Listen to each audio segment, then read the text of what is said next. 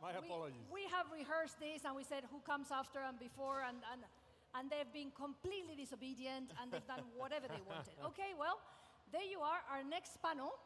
They're already ready. We're going to talk about reinventing legal education in the era of tech revolution. I was telling our panelists in the backstage, I'm a lawyer by profession, and it seems that law has changed very little, at least in terms of education, to adapt to the new technologies and to adapt to globalization. There's a big gap. La globalización. Hay una gran brecha entre los los estudios de derecho y lo que el mercado y el mundo necesita. Y por eso están ellos aquí. Ellos van a inventar la educación de derecho. Así que tenemos un panel de abogados aquí. Tengan mucho cuidado con ellos. ¿Eh? Hay 4 abogados aquí. Tenemos el supermoderador, es el rector de Javier, es el secretario general de la Asociación de Abogados de la señora Mendívil. Tenemos el rector de la Universidad Autónoma de México, Jorge Serdio. Y tenemos el presidente de Law School of Legal, Matías. Todos hablan español.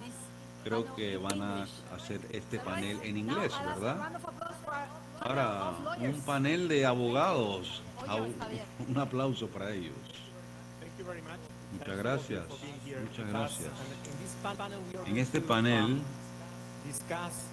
vamos a discutir lo que está ocurriendo en las profesiones de derecho. Y voy a empezar, y voy a ser provocativo, y realmente vamos a hablar sobre los retos reales de la educación en derecho a través del mundo. Y vamos a pensar en cómo vamos a lidiar con eso. Así que voy a elaborar un argumento, y lo que voy a hacer, para empezar, es regresar al 2010 y reflejar un poco que el precio que la educación legal ha sufrido en Estados Unidos. No hay nadie aquí de Estados Unidos, así que estamos a salvo. Nadie nos va a asaltar. Podemos hablar de ellos. Hace 7 años, Sam experimentó muchos abogados. Algunos abogados en Estados Unidos decidieron hacer demandas contra universidades de derecho por estudiantes que se sintieron que los estafaron. ¿Por qué? Porque les habían vendido un futuro, trabajos y pagos y buenos empleos, y no era real. Las escuelas de derecho le prometían a los estudiantes que iban a recibir salarios fantásticos de la industria de derecho. Eso obviamente es falso. Lo que las universidades de derecho hacen para atraer estudiantes, ellos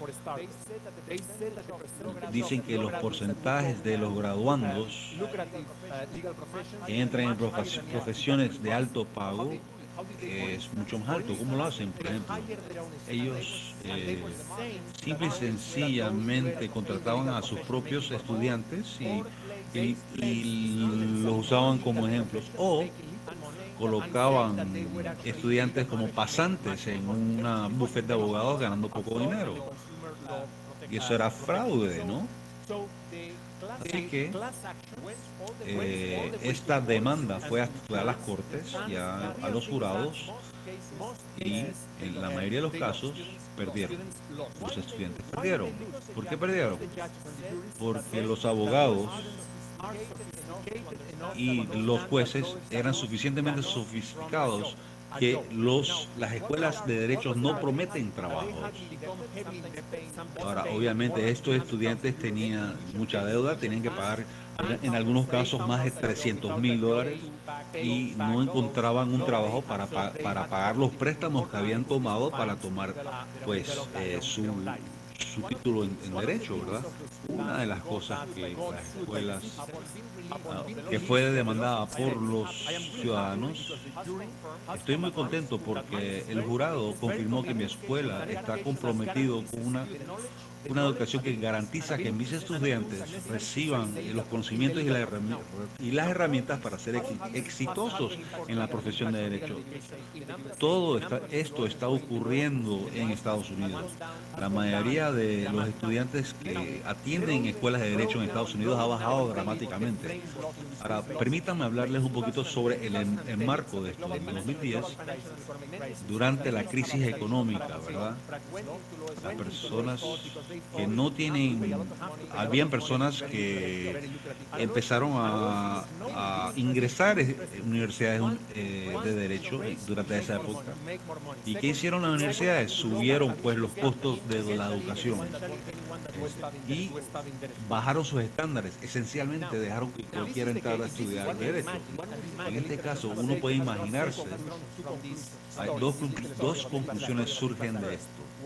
Uno, una vez que la crisis económica terminó, obviamente las universidades de derecho regresarían a lo normal y la industria legal se ha reorganizado de tal forma para reducir los costos y para ofrecer sus servicios de forma más eficiente.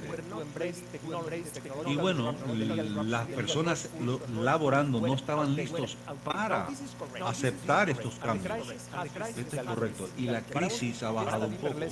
Pero la lección de esta historia es esta. Hay un problema actual. Eso significa, se les ha olvidado lo que significa ser un abogado, que es entrenar a un abogado. ¿Qué es un abogado? Un abogado viene de, abogados son esos que son utilizados para defender a las personas que no entienden la ley, ¿verdad? Esa teoría es muy bonita, es muy linda, ¿verdad? Pero muchas escuelas universitarias tienen la vocación de vender y muchas personas entran a estudiar derecho como vocación porque ellos pensaban que iba a ser un pasaporte a fortuna y prestigio, ¿verdad? Las escuelas no pueden garantizar esto. Abogados muchas veces obviamente tienen dinero, poder y prestigio, obviamente. Bueno, los abogados explotan a sus asociados, etcétera, y básicamente venden y rompen o mejor dicho, tuercen las leyes para beneficiarse, ¿no?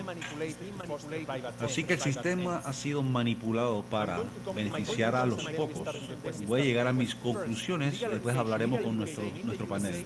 La educación en Estados Unidos todavía está en esta práctica de mercantilismo, ¿verdad? Las universidades tienen que comenzar a entender que la ley es una vocación y no entrenar vendedores, ¿verdad? Tercero, tienen que pensar profundamente sobre los sistemas legales y las obligaciones de dicho sistema.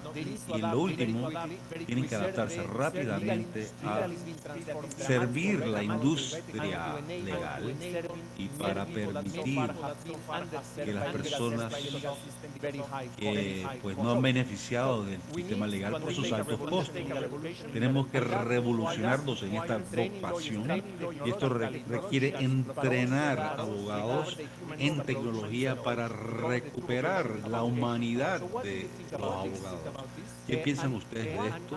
¿Y cuáles son los problemas en el sistema educativo en derecho? No solamente en Estados Unidos, pero en el resto del mundo. Yo diría que has describido la tormenta perfecta por no ser innovadores en Estados Unidos. No solamente porque están asegurando estudiantes un buen empleo, pero también porque esas escuelas estaban contentos en entrenar abogados. Nunca innovaron nada, ¿verdad? Por ejemplo, en el primer año de la Universidad de Derecho no ha cambiado en 50 años. Estamos en una posición donde no tenían los incentivos adecuados para promover innovación. Eso ocurre en Estados Unidos y también ocurre en Latinoamérica. En Latinoamérica, las escuelas universitarias latinoamericanas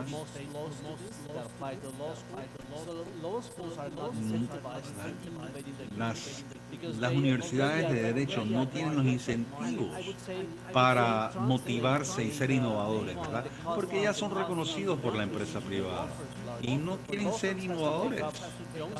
Los bufetes de abogados son los que tienen que ser los innovadores. Y muchos bufetes de abogados no eran lo suficientemente proficientes para compartir, utilizar esos conocimientos para ser innovadores. Así que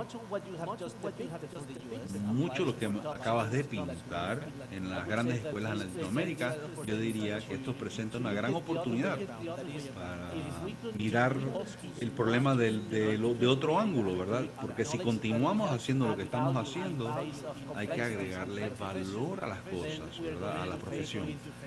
Si no lo hacemos, vamos a ver que va a haber movilidad en otras profesiones, ¿verdad? Puedo hablar de Colombia, Argentina y Chile. Los estudiantes han cambiado de derecho a ciencias políticas, por ejemplo. Y no por movilidad, pero porque ya no están lo suficientemente entusiastas de seguir la carrera de derecho. Ya han visto que los problemas laborales en el campo legal son grandes, ya lo ven. Lo que ven es, la innovación no viene porque no hay un mercado listo para recibir esta innovación. Y adicionalmente, las escuelas, universidades han sido lo suficientemente conservadoras, y si lo traducimos, así que yo diría que esa es la crisis en Latinoamérica. Gonzalo, como presidente y representas muchas universidades de derecho en el mundo, ¿qué piensas en otras jurisdicciones? ¿La educación legal es mejor en otros lados? ¿Qué piensas tú de eso? Yo creo que la crisis es global, sin duda. Yo creo que es más como reto, no como problemas. Yo creo que hay tres temas que contribuyen a esta crisis o estos retos de la educación legal o la práctica legal hoy en día. Y quizás podríamos discutir un poquito de ello. Yo diría que la primera es la globalización.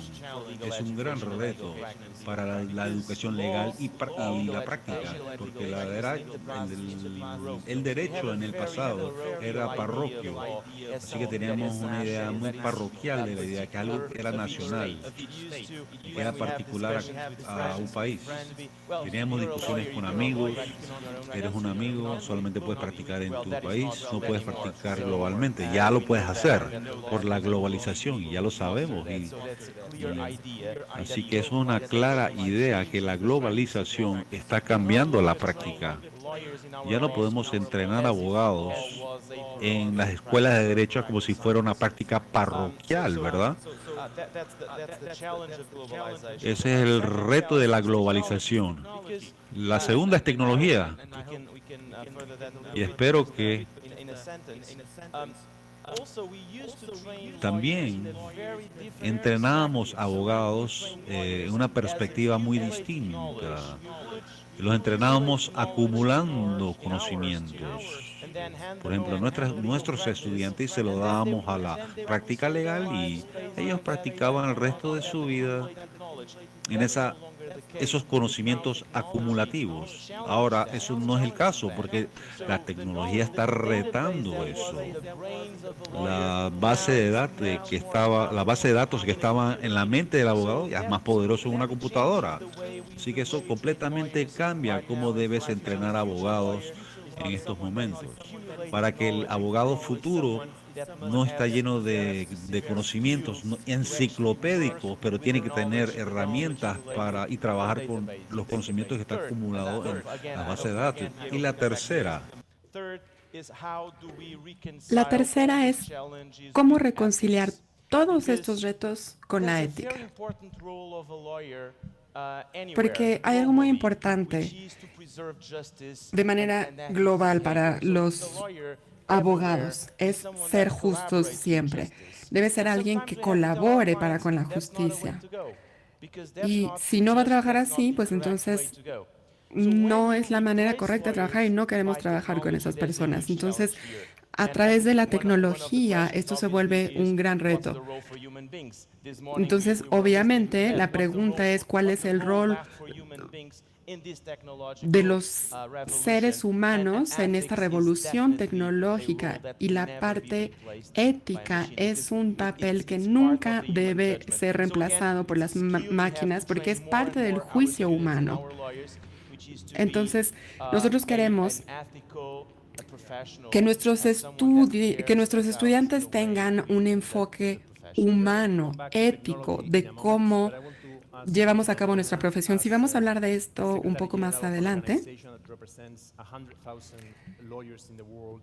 sabemos que trabajas para una organización que representa miles de abogados en el mundo, reciben recién graduados de todo el mundo.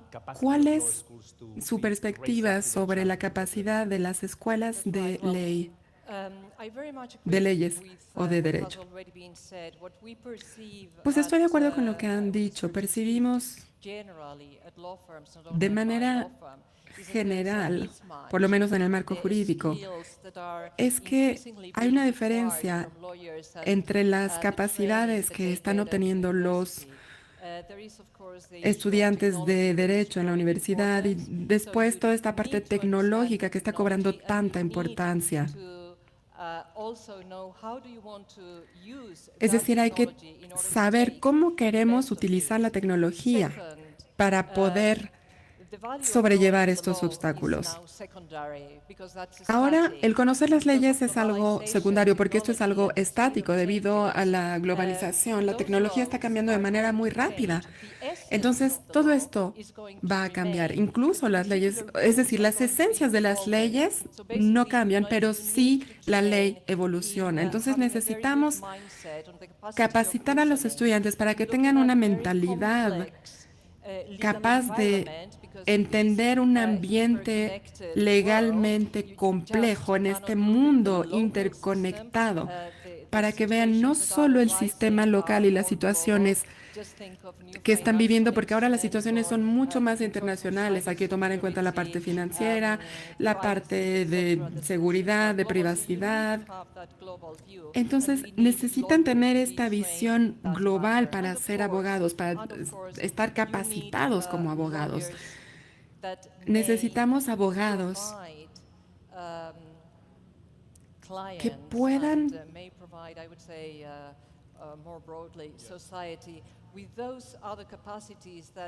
proveer un servicio, es decir, que puedan adaptar la tecnología y que permanezcan conectados con los valores que son el núcleo de la humanidad, como la compasión, como estaban diciendo previamente. Al final, necesitamos poder reaccionar de manera rápida y tener un sentido de principios, porque al cliente no le importa los servicios o la tecnología. Lo que le importa realmente es el valor agregado que se les está ofreciendo, no la información. La información para ellos vale cero.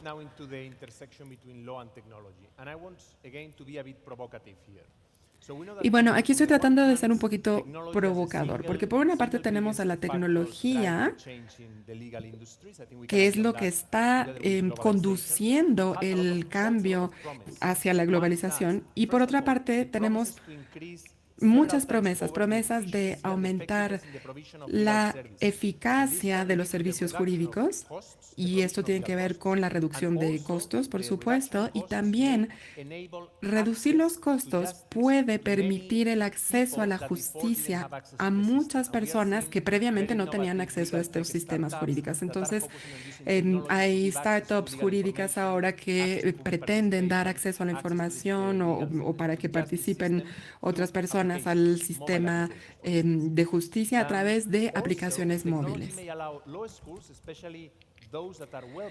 También queremos adaptar las escuelas de derecho para poder desarrollar métodos innovadores de enseñanza para que los estudiantes puedan mejor entender en un contexto global.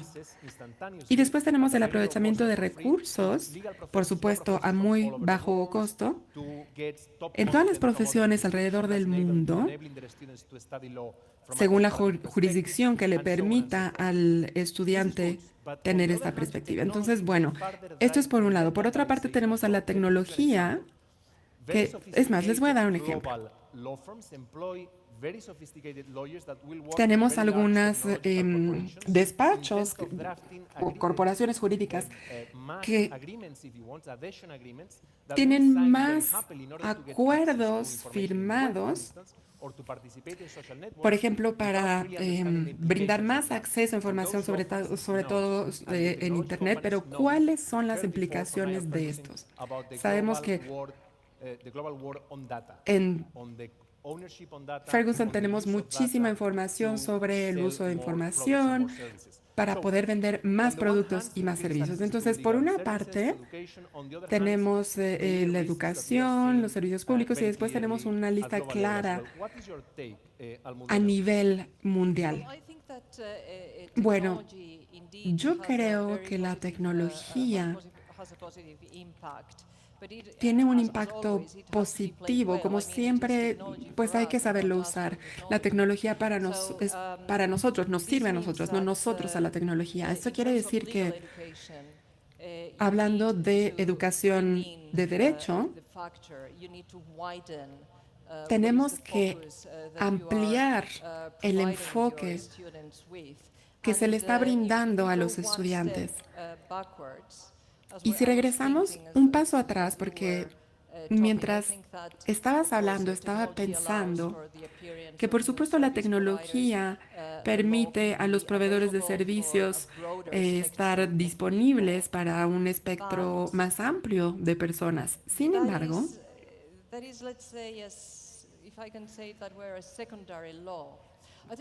pero esto es como algo secundario. Lo que tenemos que tomar en cuenta una vez más es la importancia del derecho.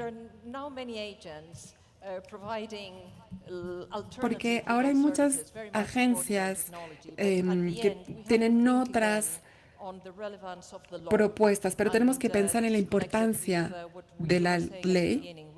Y esto está relacionado con lo que decías al principio. Si podemos darnos cuenta que solo con las leyes la sociedad y la gente va a continuar desarrollándose y que tenemos que hacer esto de manera internacional, no hay duda de esto, esto quiere decir que necesitamos una nueva manera de pensar por parte de los políticos, de todos los actores, de las universidades, que estén conscientes de la relevancia, de la importancia de las leyes, porque si no los programas no se van a modificar.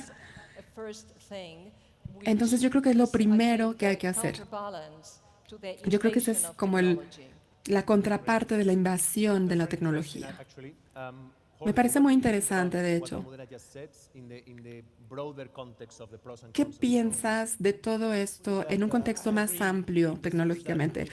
Estoy de acuerdo en el sentido que hay que tomar en cuenta el valor de la ley, pero desde esta perspectiva, es decir, estamos en la práctica jurídica, entonces mi negocio es generar buenos abogados que van a construir una mejor sociedad a través de las leyes.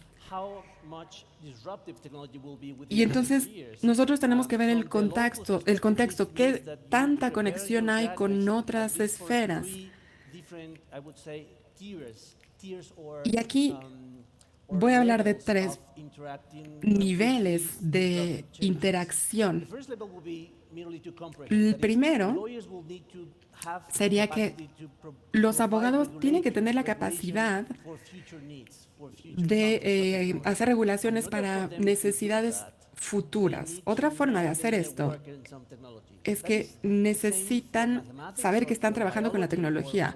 No es que tengan que saber algo Es decir, no es algo exclusivo, va para todos, para los biólogos, para los químicos, para todos. Tienen que saber los abogados que están trabajando con la tecnología. Y finalmente hay que saber cómo prepararlos mejor para el efecto de la automatización que va a llegar.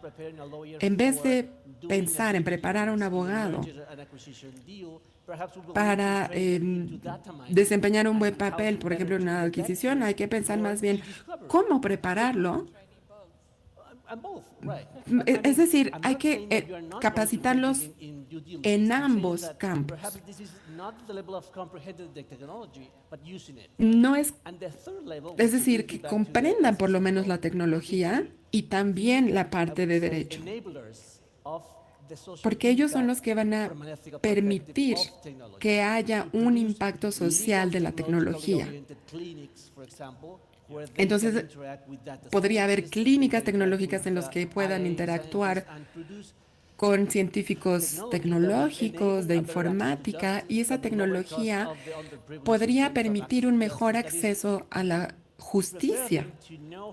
Es decir, hay que prepararlos para que sepan cómo es que la tecnología puede ayudarlos a ser más resilientes al cambio que estamos enfrentando. Es solo para esclarecer que no se trata de estudiar solo leyes o solo tecnología. Esto es algo mucho más complejo. Necesitamos ambos mundos para prepararlos para el futuro. Yo diría que estos son los 3 pasos: entender, utilizar y permitir este cambio.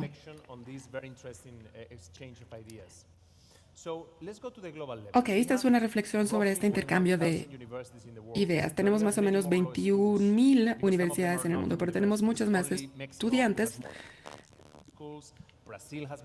Sé que es el caso de México, de Brasil, en donde tienen muchísimas escuelas de derecho, la India también. Entonces, ¿cómo podemos hacer esto? Porque parece que es como una receta muy importante para servir al sistema jurídico,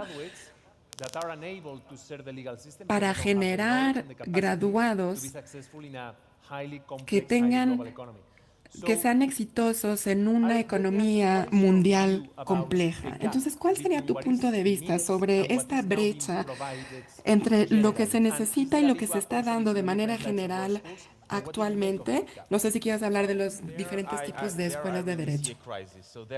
Bueno, yo aquí veo una crisis. Creo que sí tenemos una crisis, porque las escuelas de derecho, casi toda la educación jurídica era una educación relativamente barata, excepto por los Estados Unidos, donde las escuelas de derecho siempre han sido caras, pero en el resto del mundo era relativamente de bajo costo la educación en derecho, porque eran como clases en las que necesitabas papel y pluma y ya. Ya no es el caso. Esto ha cambiado completamente, porque este tipo de educaciones ya no satisface las necesidades del futuro de los abogados. Ahora es una educación mucho más compleja que necesita muchísima tecnología, diferentes tipos de tecnologías que solo las escuelas de derecho pueden obtener. Y esto pues no está sucediendo en aquellas escuelas de bajos recursos. Y obviamente si las universidades no dan esta educación, pues entonces no va a ser muy útil la educación que reciban los futuros abogados. Incluso en Estados Unidos vemos que los estudiantes de derecho se sienten un poco decepcionados de las escuelas de derecho porque sienten que les prometieron el mundo y muchísimo éxito y grandes trabajos. Y obviamente no es su culpa, pero están prometiendo algo que no puede ser posible porque el mundo está cambiando de manera dramática. Entonces tenemos que entender. Y bueno, aquí con las escuelas de derecho que estamos involucradas, con todos los despachos con los que estamos trabajando, hubo un cambio total de lo que se necesita ahora para ser abogado. Tenemos que capacitar de manera internacional a nuestros estudiantes. No podemos nada más darles clases con un pedazo de papel y una pluma, no sé, cruzando la calle. Tenemos que mandar a nuestros estudiantes a que conozcan el mundo. Necesitamos programas de intercambio para que tengan esta exposición intensiva a la tecnología, a la comunicación, y esto obviamente requiere de un nivel más exigente de educación. Bueno, hemos establecido sistemas de derecho, algo que se puede parecer a un sistema jurídico internacional, a grandes rasgos, en la que todas las jurisdicciones están interconectadas, pero cuando se quiere dar educación internacional en las escuelas de derecho, nos damos cuenta de que hay muchas diferencias, que algunas tienen las capacidades de adaptarse a estos tiempos complejos, de dar los recursos tecnológicos, y las otras escuelas en las que no está sucediendo esto, por ejemplo, en países en desarrollo. Entonces podemos ver la diferencia entre los recién graduados de países ricos y abogados que deberían de estar sirviendo a otros países, pero no tienen acceso a estos recursos o a estas escuelas caras de derecho.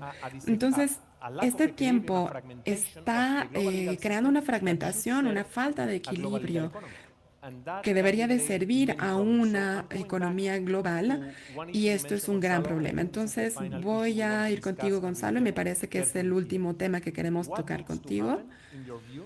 ¿Qué necesita suceder, según tú, para que la educación en leyes pueda mejorar a nivel internacional, más o menos al mismo ritmo, para que no veamos estas desigualdades?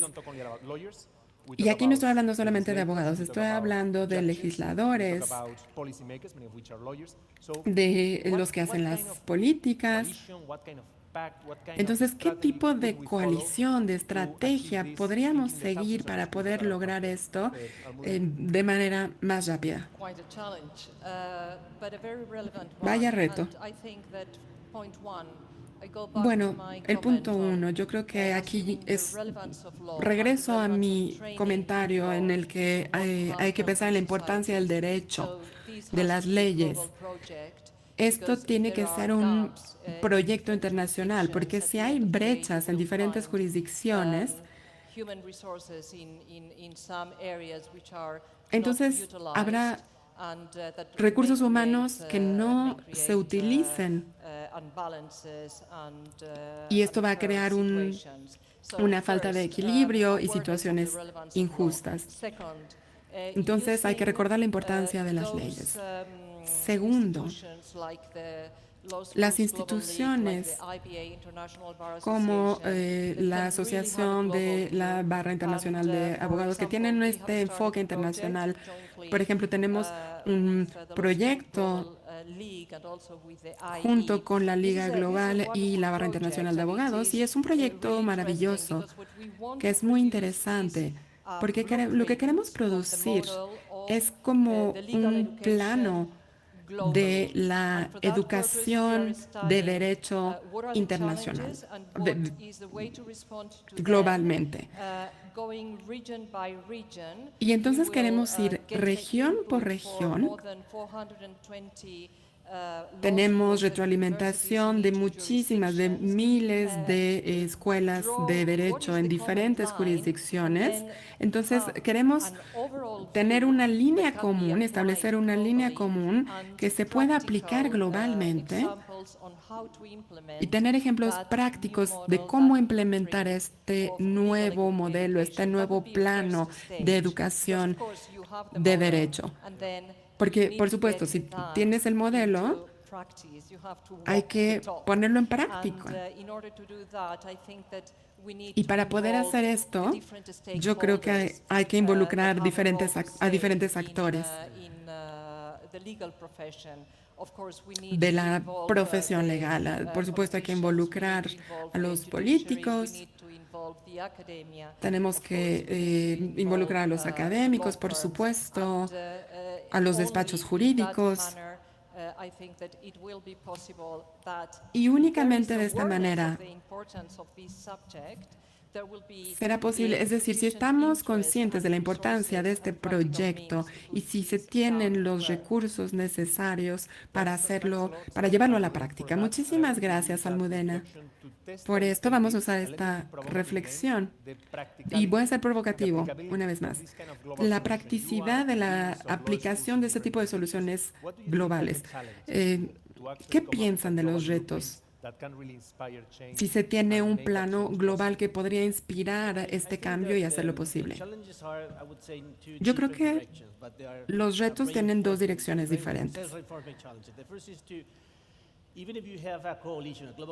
La primera es que, aun si se tiene una coalición, hay que identificar muy bien quiénes van a ser los intérpretes y los que van a permitir el uso de la tecnología. Les voy a dar un ejemplo de esto. Si vemos toda la tecnología que se está descubriendo, lo que está previniendo que se use esto en diferentes jurisdicciones es la manera tan rápida en la que se está compartiendo los datos públicos hoy en día. Si no se tiene un buen acceso a los datos públicos, esto no va a funcionar en ninguna jurisdicción. Se trata de quién va a ser el intérprete y quién va a permitir el acceso a esta información, no por la tecnología, sino por la situación. Después tenemos la idea de producir buenos ejemplos que sean hitos. Por ejemplo, puedes decir, ok, vamos a utilizar pizarrones blancos en los salones. Es solo un ejemplo. Nada sofisticado, pero es decir, hay que producir un buen ejemplo para que sea un marco de referencia de por qué se está implementando este tipo de tecnología ahí.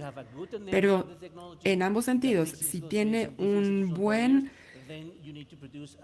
una persona que va a permitir esto, que va a permitir dar ejemplos claros, me parece que esto es de las cosas más difíciles que hacer, es cómo podemos identificar los riesgos de la tecnología global para formar coaliciones. Sí, bueno, esto nos lleva a muchísimos retos como las barreras de lengua, el acceso a toda esta información, que tal vez no sea tan importante como la cantidad de recursos para crear en primer lugar este acceso a la tecnología y a los datos, porque me parece que son bastante importantes. Entonces, no sé, ¿crees que sea necesario crear un tipo de coalición? ¿Cuál es el riesgo real? ¿Qué es lo que se necesita con urgencia para poder lograr esto en todas las jurisdicciones? Hay diversas maneras de hacerlo. Hay dos maneras en las que podemos pensar. Una es que las escuelas de derecho se están volviendo escuelas internacionales, es decir, no están capacitando a sus abogados de manera local, sino para todo el mundo, para que sean abogados internacionales, vienen abogados de todo el mundo a dar clases. Entonces, esta es la misión de liderar las escuelas de derecho, diseminar el conocimiento. Entonces, creo que esta es una parte importante de nuestras instituciones, es decir, capacitar a los abogados para que puedan reproducir o pasar este conocimiento, pero esto no es suficiente. Las escuelas tienen otra responsabilidad, que es la de crear o permitir que las instituciones locales puedan replicar este modelo. Y aquí es donde entran de manera global las escuelas de derecho y el proyecto que estaban mencionando. Estar conectados,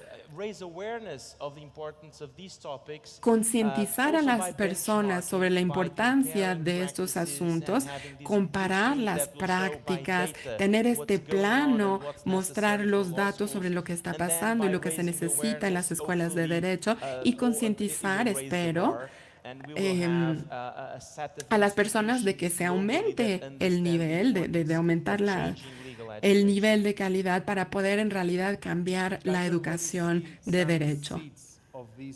Puedes ver que ya haya semillas plantadas que nos lleven a cambios en instituciones específicas que ya vayan encaminados hacia esta dirección.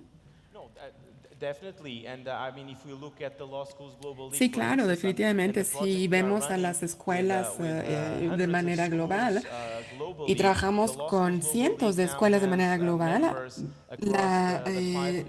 la liga a través del mundo ya tiene escuelas, por ejemplo, en África, en Latinoamérica y en Asia. Tenemos un número de escuelas que ya tienen el papel internacional del que estamos hablando, y hay otras que están conscientes también de este rol y que definitivamente van a ser líderes de este cambio. Bueno, fue un gran placer estar con ustedes, pero me parece que ya se nos acabó el tiempo, entonces les quiero agradecer muchísimo por su participación y a la audiencia por quedarse con nosotros, por estar con los representantes de estas asociaciones tan importantes, así como con el rector de la universidad. Muchísimas gracias a todos. Gonzalo Matías, muchísimas gracias. A Javier de Sendra, muchísimas gracias a todos.